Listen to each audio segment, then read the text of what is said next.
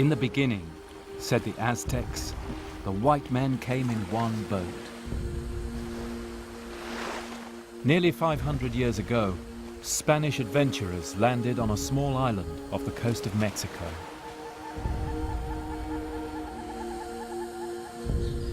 It was the first contact between the civilizations of the Old World and the New.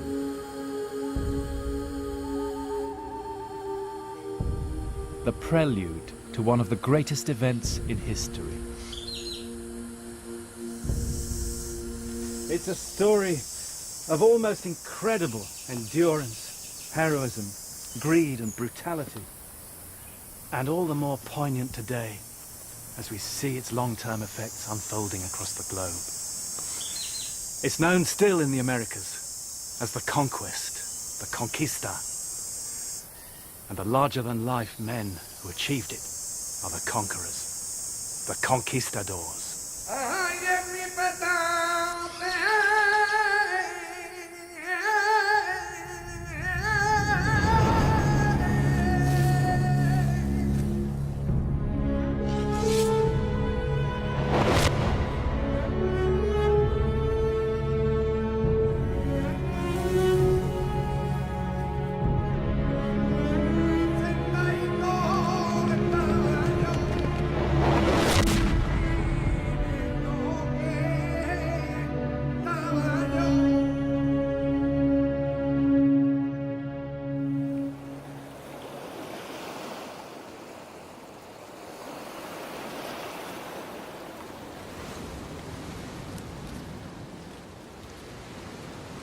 Most mighty prince, wrote Hernán Cortés to the King of Spain, let me begin at the beginning. We sailed our ships to the land called Yucatan.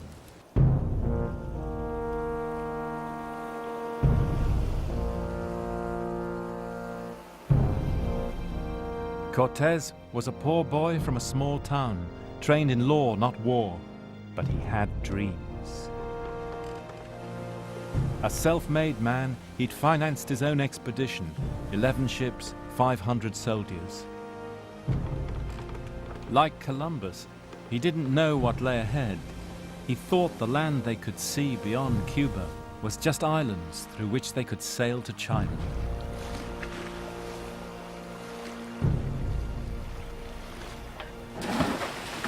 It was April 1519.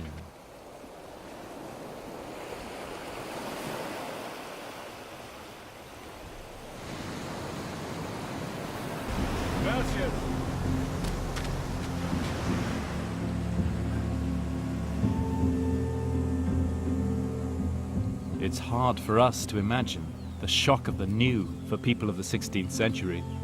For us, it would be like landing on another planet.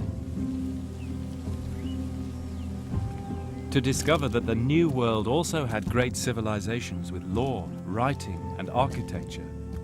This was a revelation. What rational beings live here, wrote Cortés.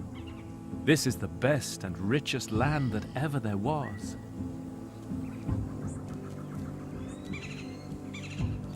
The awestruck conquistadors christened one place El Gran Cairo.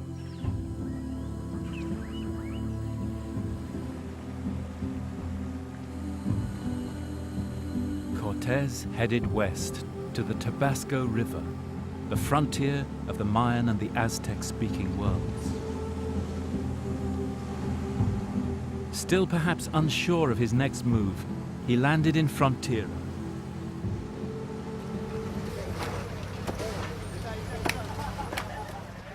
The key to any close encounter is language, but Cortés couldn't talk to the Aztecs.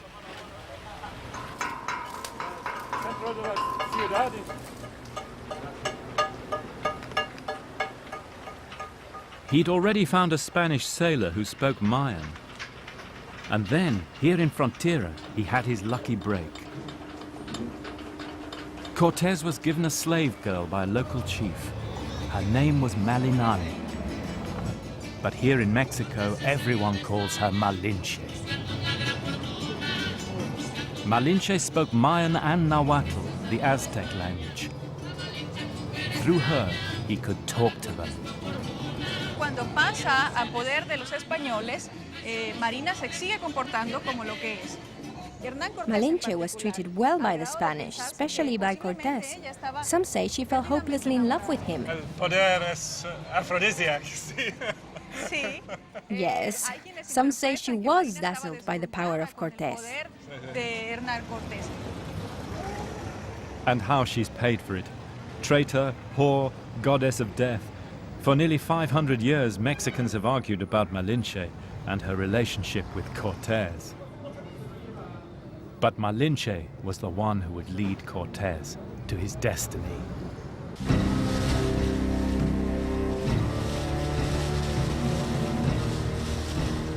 Cortés sails on up the coast, Malinche at his side. He keeps asking about gold.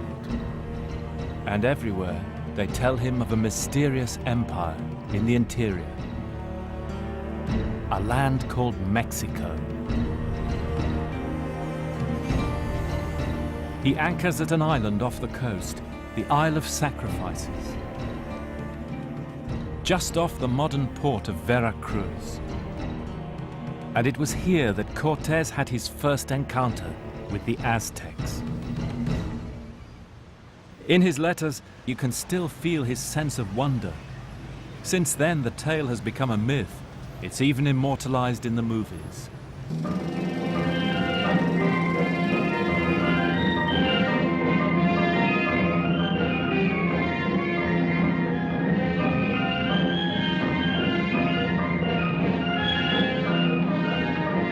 On Easter Saturday 1519, a magnificent embassy arrived from the ruler of Mexico. And even more strange, they seem to have been expecting Cortés. Marina, find out who honors us in this royal manner. Yes, my lord.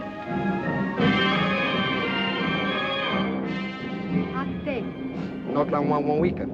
Malinche translates their Nahuatl. Say to the royal ambassador that I am pleased to welcome him to my camp. No te kuyotsim, mitsmotlano watilia, ma shimopaloltikan, insalanjaukiske. To his amazement, the Aztecs offer him wonderful gifts of gold.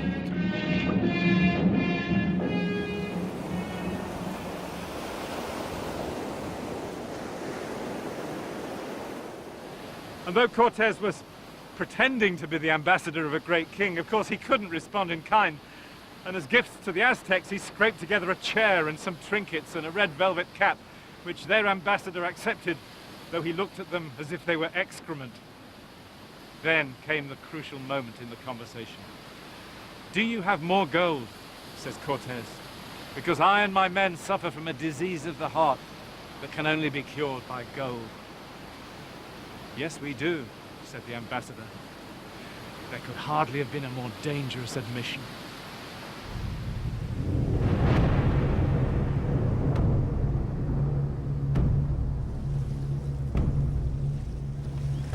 Cortés now gave the Aztecs a show of his power. He fired his guns, rode his horses down the shore. The Aztecs were stunned. They'd never seen such things before. Their ambassador had his artists paint them as we would take photographs. The strangers, he said, have sticks which spurt fire. They ride deer high as a house, which snort and foam.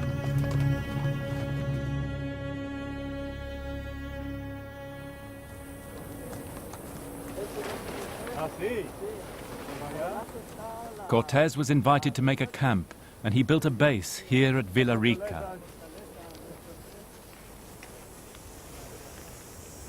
You can see it all from here, can't you? The little bay, the little headland where they built their fort. Tiny, isn't it? It's just the first enclave in the New World. But it all started from here.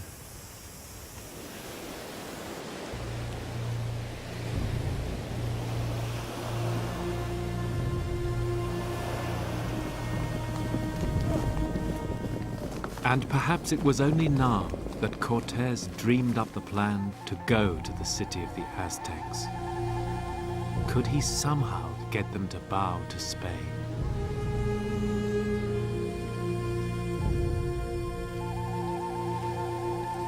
Those nights by the sea, the locals told him of what lay ahead.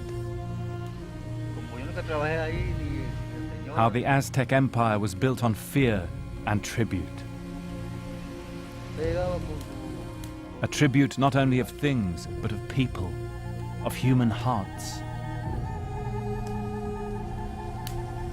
The name of the Aztec ruler was Montezuma. But Montezuma was haunted by a prophecy, a legend of an exiled god who one day would return to claim his throne.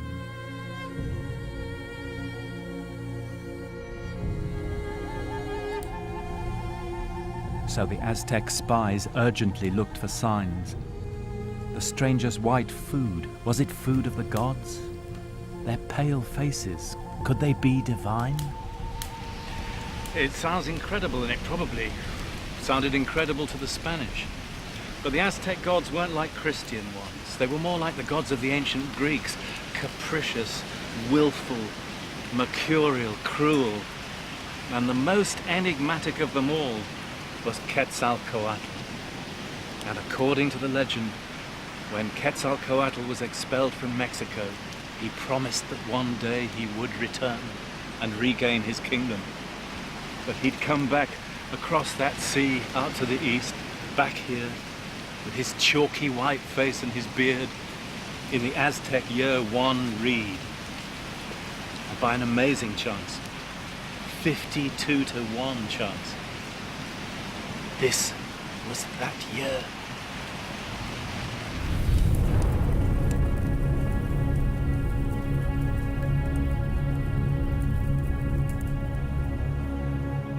And for the Aztecs, nothing happened by chance.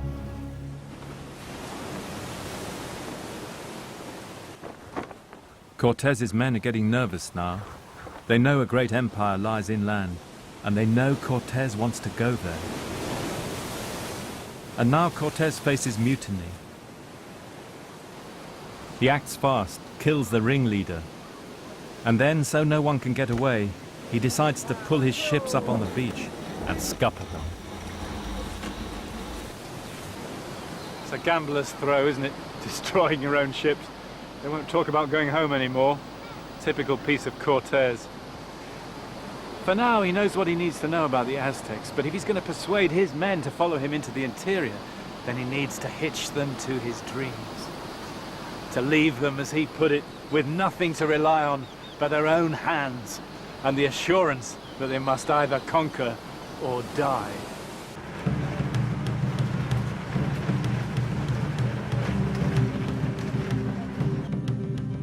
The hesitation was over.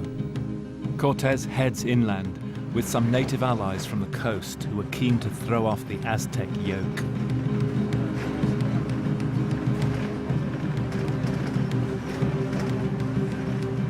He took a back road towards Montezuma's capital, Tenochtitlan, hoping along the way to find friends among Montezuma's enemies.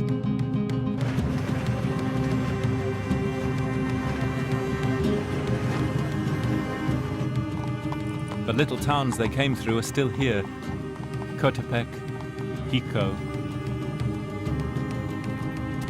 And every place we passed through, says the conquistador Bernaldías, we saw altars for human sacrifice. By some there were thousands of skulls. The Christian in Cortez was revolted. Here in Jico, he told the people they must give up their idols. Speaking in Nahuatl, the Aztec language, Malinche gave a potted history of Christianity, and then she explained to the people of the town that the Pope had given the King of Spain authority over their lands in the name of Almighty God. There's a story that two chiefs who heard this said they were quite prepared to believe that there was one all-powerful God. But as for the idea that the Pope had given their lands to somebody else who lived so far away, the Pope must have been drunk. The Spaniards were still trying to make sense of confusing signs. The stench of blood mingled with the scent of flowers. Familiar European categories of life and death, nurture and feeding, were upside down. To quench their thirst, the Spaniards were given the juice bled from the fleshy white heart of the maguey cactus. Wow, it's absolutely beautiful.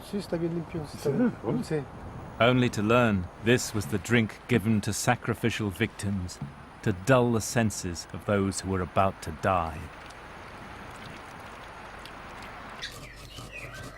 Every day, says Bernal Diaz, we were told they'd kill us and eat our flesh with chilies.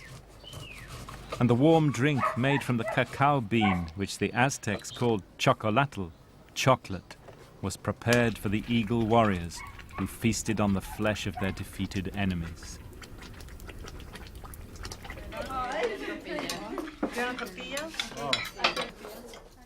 Whilst human sacrifice is long gone, chocolate is still drunk here at religious feasts, and the Aztec language still survives.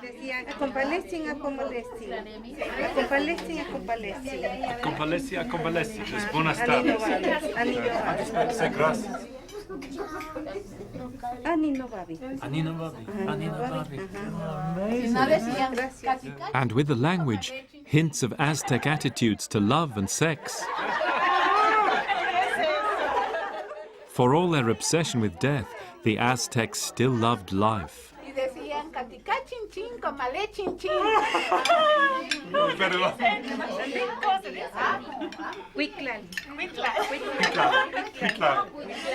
I can't tell you what that means.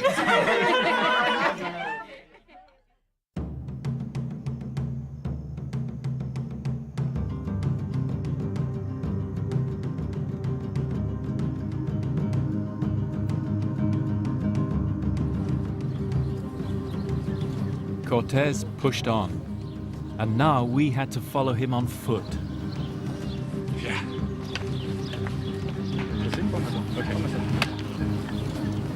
Ahead of us, says Cortés, we saw a great range of beautiful mountains, the peaks so white we think they must be covered with snow.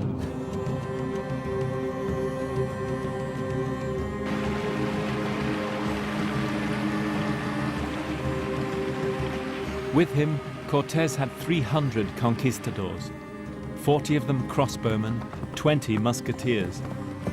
There were several hundred Indians and Cuban servants. And of course, his precious horses, 15 of them. After a summer on the Caribbean coast, the Spaniards were in for a shock.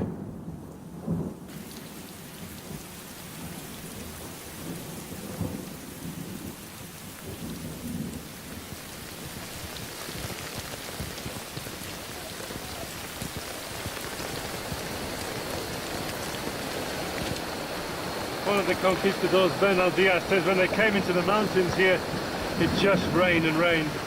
The paths turned into torrents. All they had was their cotton armor for the tropics. They just were completely unprepared for the change of temperature going up to 11,000 feet, soaking wet and freezing cold. Some of their Indian servants died.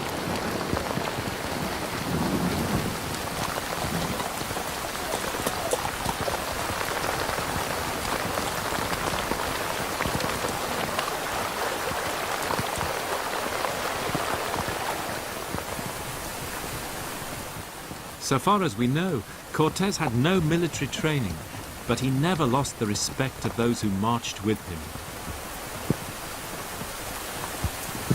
The thing you have to remember about the conquistadors is that, putting themselves through this, that they were all volunteers. They were in it not for religion or anything like that, but a share of the profits. They were free men. They acknowledged their leader's authority, but he had to pay attention to their feelings and respect them. And they called each other compadre, comrade. They're all in it together.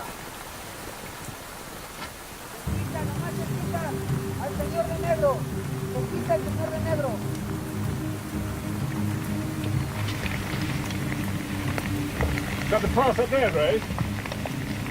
Ray? That's the pass. That's the pass, that's the top. Cortés called it Nombre de Dios, the name of God.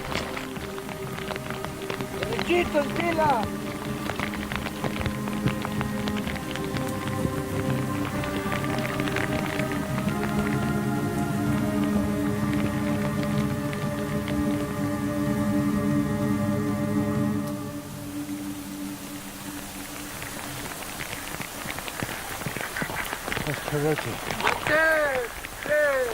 13,000 feet. Can't see.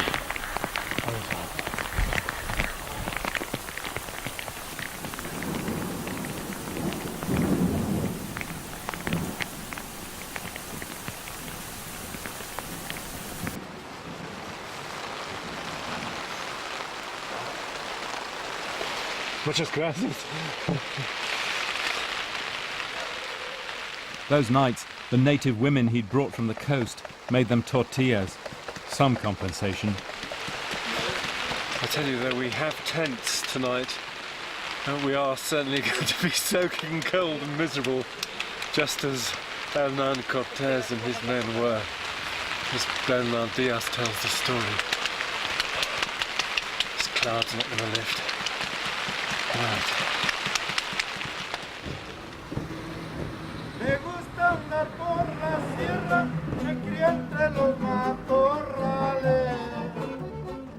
As they marched deeper inland, they heard more about what lay ahead. The locals said that to capture Mexico would be impossible, says Bernal Diaz, and we would all die. But the more they told us that, the more we longed to try our fortune.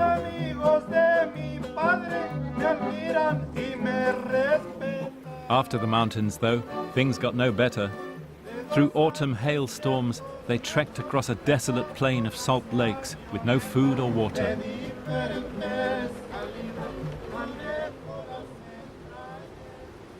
Cortés was heading for the fertile land of Tlaxcala. Tlaxcala was an independent city-state. They hated the Aztecs. Cortés was hoping they'd shelter him, but his luck was out. They attacked him in a savage battle. On the battlefield, they still plow up the debris.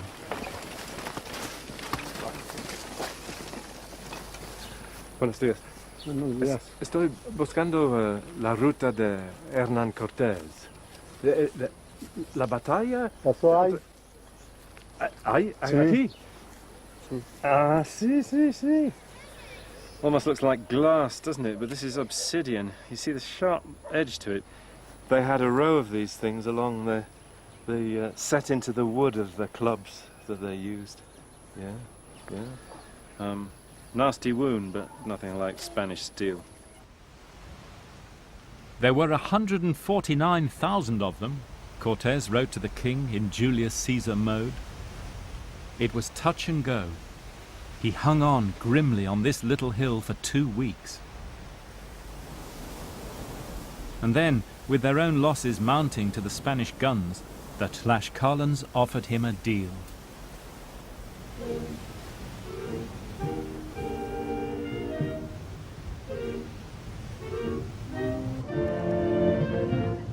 They welcomed him into their town and laid on a fiesta, even offered him their daughters in marriage.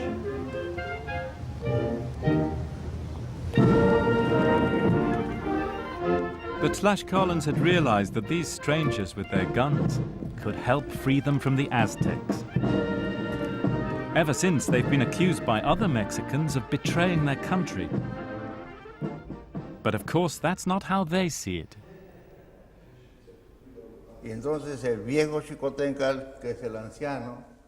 Xicotencatl, the elder, reaches for Hernán Cortés, who returns the embrace, but he doesn't let go of his sword.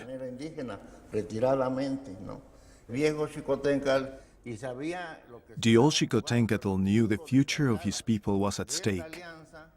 He believed this alliance would ensure that Tlaxcalans would not disappear from the map, would not disappear from history.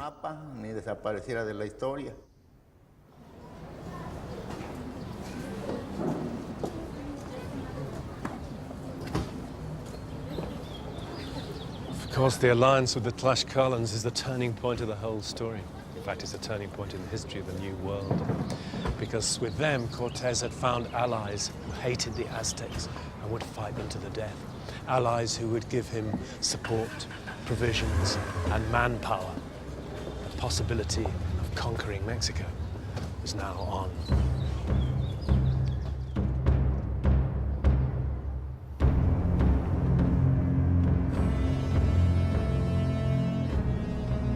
So Cortés marched on, with several thousand Tlaxcalan warriors behind him, to the greatest pilgrimage city in the Americas, Cholula, under the volcano Popocatépetl.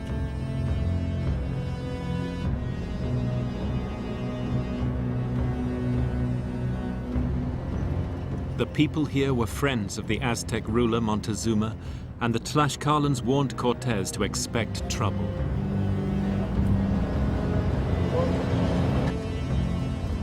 As the Spanish moved through the town, they saw roadblocks in the side streets, piles of stones heaped on the rooftops.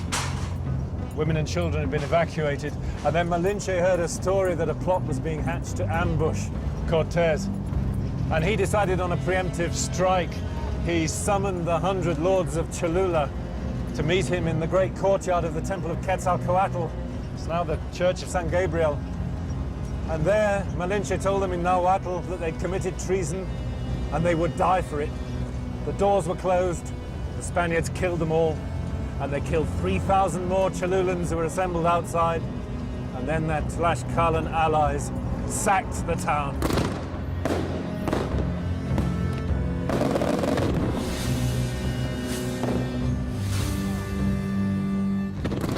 And so death came to Cholula, says the Aztec account.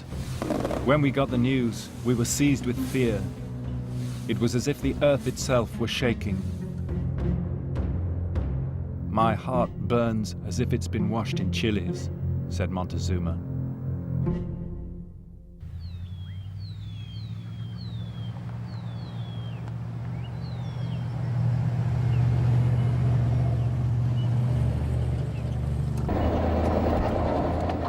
From Cholula, Cortés continued up the old track through the forests of Popocatépetl. It was erupting then, as it is now.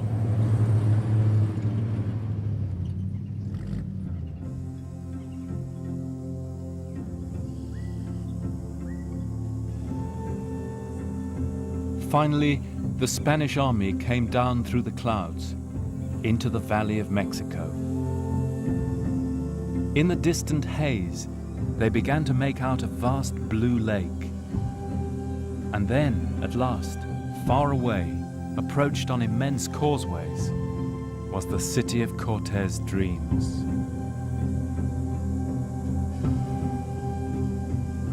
It seemed like an enchanted vision, wrote one of his men.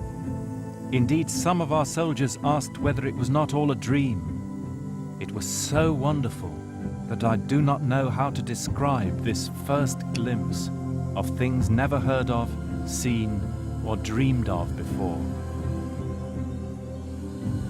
The city had traders and warriors, priests and lawyers, musicians, jugglers, courtesans, and scribes.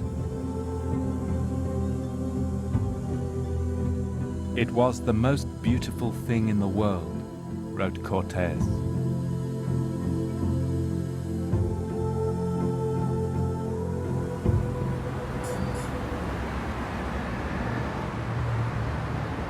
Believe it or not, that's where the causeway came in the 16th century. This is where the lake ended and the city began. This is where Cortés walked that November 1519. The Aztec city started here.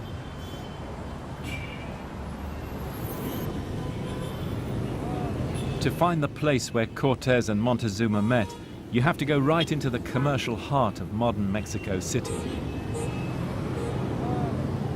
The site today is inside the Hospital of Jesus. To get there, you have to go through accident and emergency.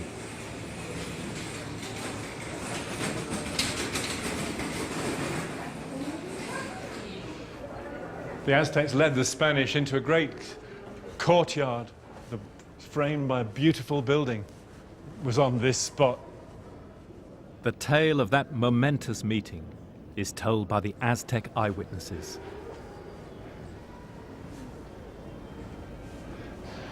This is where the two worlds met. It's where Montezuma addressed Cortés. "Oh, my lord," he said, "you are fatigued. You are weary after your long journey.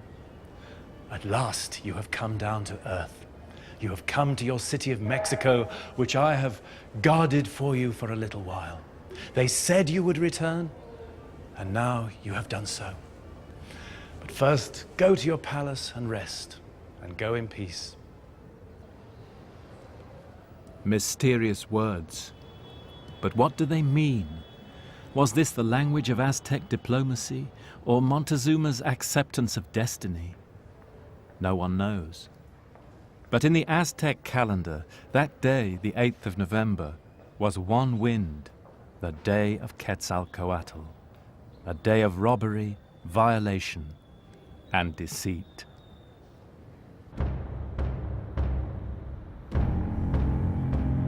And the Aztecs knew that nothing ever happened by chance.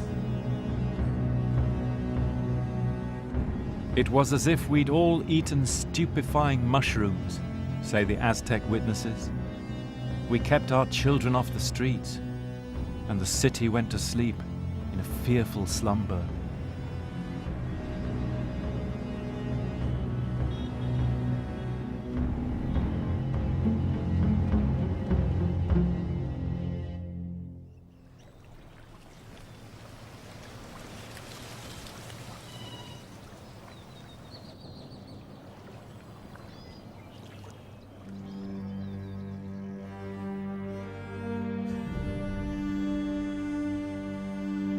The city woke as it always had. In the streets of the modern world, we can only dimly imagine its splendor. The flutes and conch shells greeting the dawn, the bustle of merchants, the tens of thousands of blooms carried each day to markets drenched in the scent of the Americas.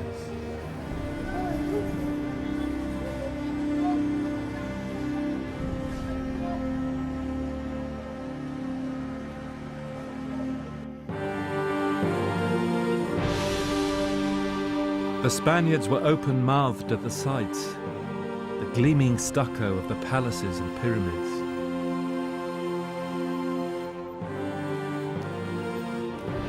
They wandered the courtyards, gawped at strange gods. But on the wind, with the scent of flowers, they caught the ever-present smell of death.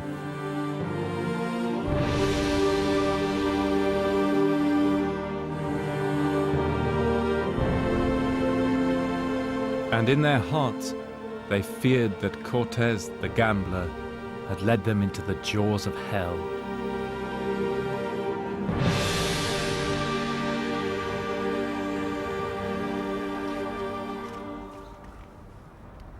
Montezuma, though, was still unsure who Cortés was, and who his master was, the great King Charles across the sea.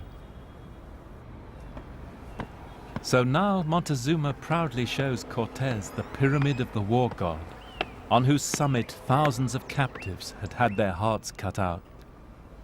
Perhaps the gods would recognize each other. Trying hard to appear calm, the Spaniards entered the chamber. The first thing the Spanish noticed when they came inside was the disgusting smell. And then, as their eyes got used to the darkness, they saw the eyes of the Aztec gods staring at them, gleaming with precious stones. The war god, Huitzilopochtli, was sitting down with a golden bow and arrow, and in front of him was a brazier full of human hearts still warm. And all around the walls were encrusted with dried blood. Cortés then said this to Montezuma: "I don't understand how a prince as great as you and a man as intelligent as you could think that these are gods. They are bad things called devils, and I'd like your permission to put a cross and a picture of the Virgin Mary inside here." Montezuma took offense at that. "If I thought you were going to be so insulting to our gods," he said, "I would never have brought you in here to see them. We hold these things to be good.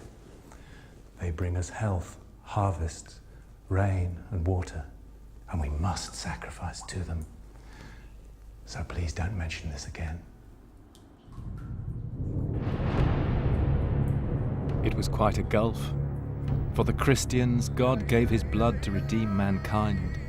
For the Aztecs, mankind must give its blood to redeem the gods.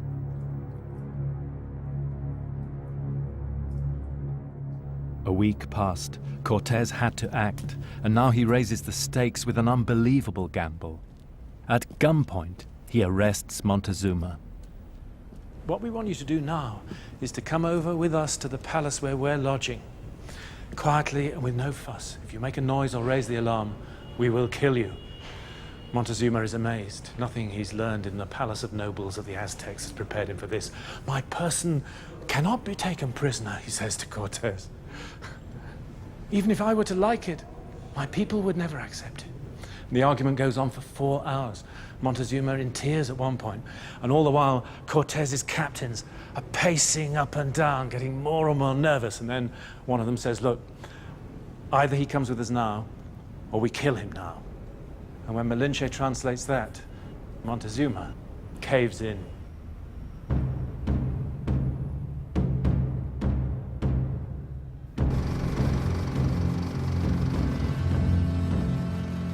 Montezuma was now in Cortés' power, maybe under his spell. He continued to issue orders as if things were normal, but he'd lost the trust of his people. The tale has been told many times. How the angry mob besieged the Spanish, how Cortés bullied poor, broken Montezuma to plead with them. But Montezuma's aura had drained away, and his people killed him.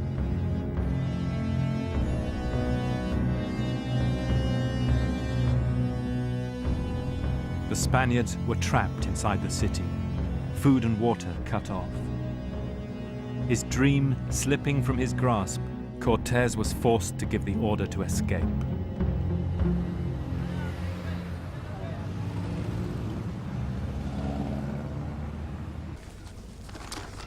You have to remember,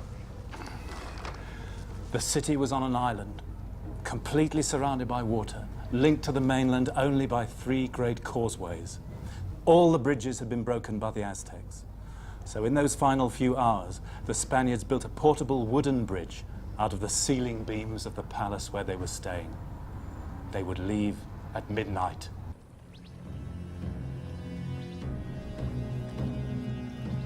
The night was clear with a gentle rain. The Spaniards marched in silence, hugging their gold.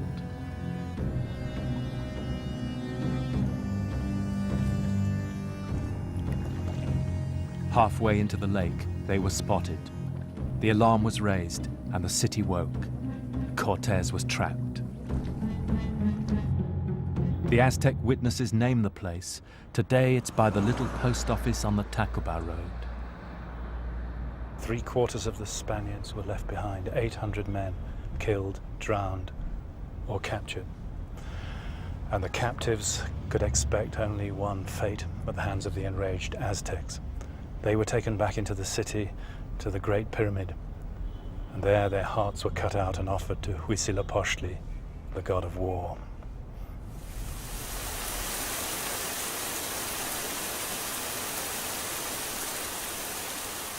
On the far shore, Cortés gathered the survivors by a huge saber tree. It's still there. Malinche, they say, showed no emotion, but Cortés, for once, couldn't control his feelings.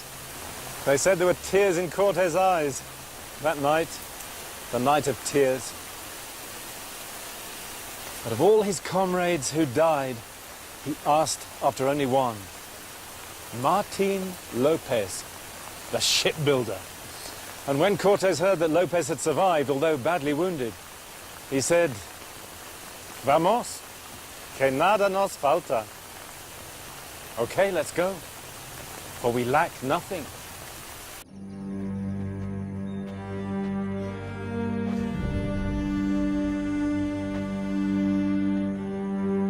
And when the Spaniards had thus gone, say the Aztecs, we thought they had gone forever and would never return.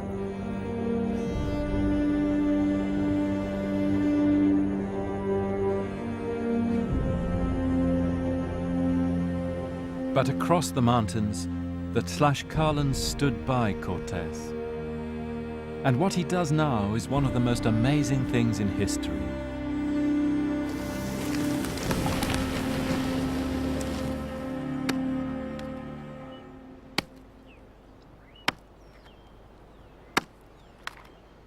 In the middle of the land, he builds a fleet.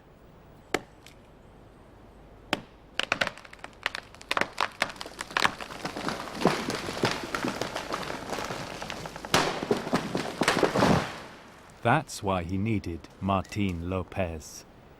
They're going to build 13 brigantines, and all of them are in more than 40 feet long, and they're going to take them to bits, and they're going to carry them all the way to Mexico City. This is what does the maestro think about this? This is an incredible idea. Supposedly, they disassembled the fleet to carry it, as there are no navigable rivers around here. For Mexicans, Cortés was a very cruel man.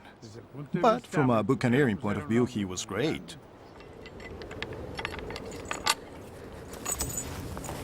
Cortés would not let go of his dream.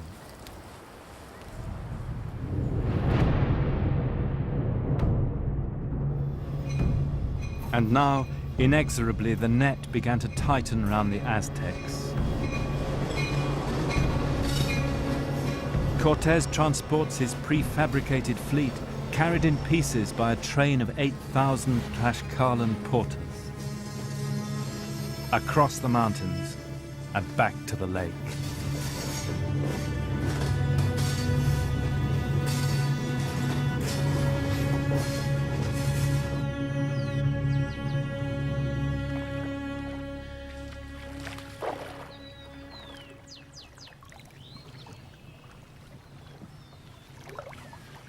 On the lake shore, he waited, reinforced now by thousands of native allies. It was May 1521. Cortés' moment of destiny had arrived. It was to be nothing less than a war of the worlds.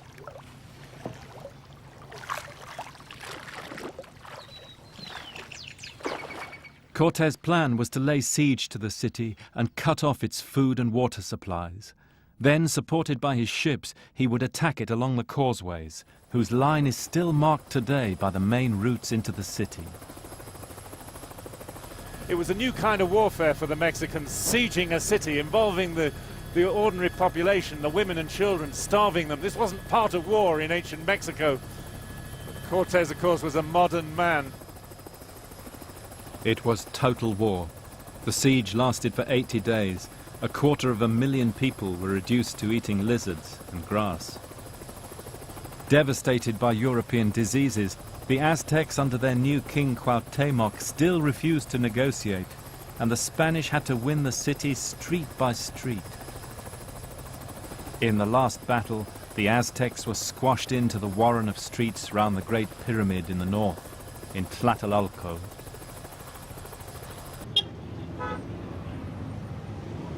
I'm looking for the ancient barrios of Mexico City, not the modern ones, okay?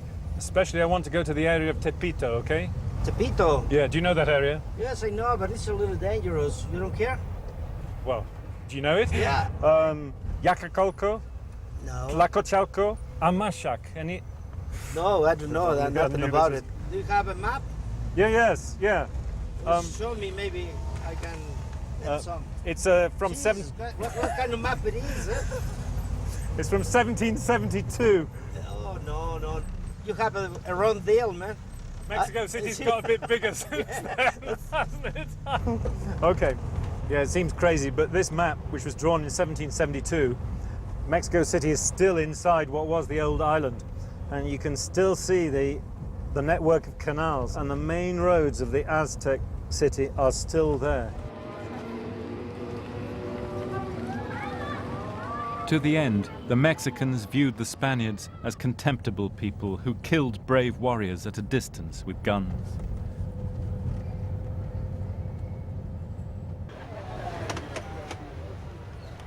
In the Aztec calendar, the final day was Three Serpent, the beginning of the time of lamentation and remembrance.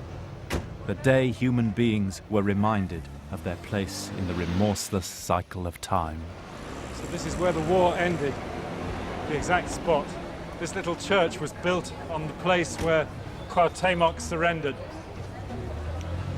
I find the Aztec version of this story as powerful and moving as Homer's Iliad, the tale of Troy. The Aztecs accept their fate without a trace of self-pity. It's as if in their vision of time and destiny, the cycle of history, the bundle of years, had just been loaded against them.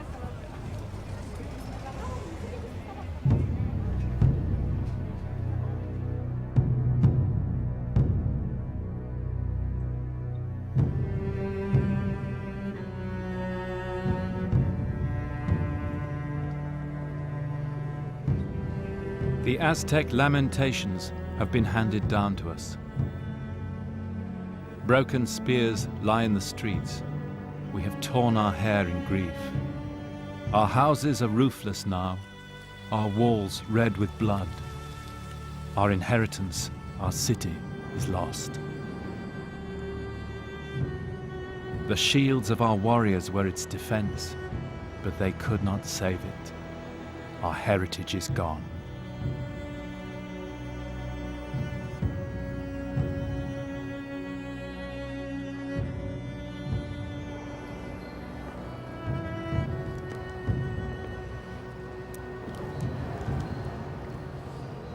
A year or two after the conquest, while a new Mexico was rising on the ruins of the old, Cortés founded a hospital for the good of his soul on the spot where Montezuma had welcomed him.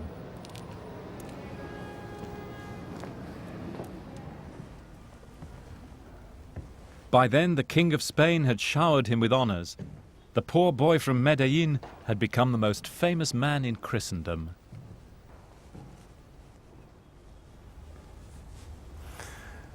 His talent served him well. The gambler who gambled everything and won. But maybe in the end it was a hollow victory. For in achieving his dream, he had to ruin it. It's given to few people in history, single-handedly, to destroy a civilization.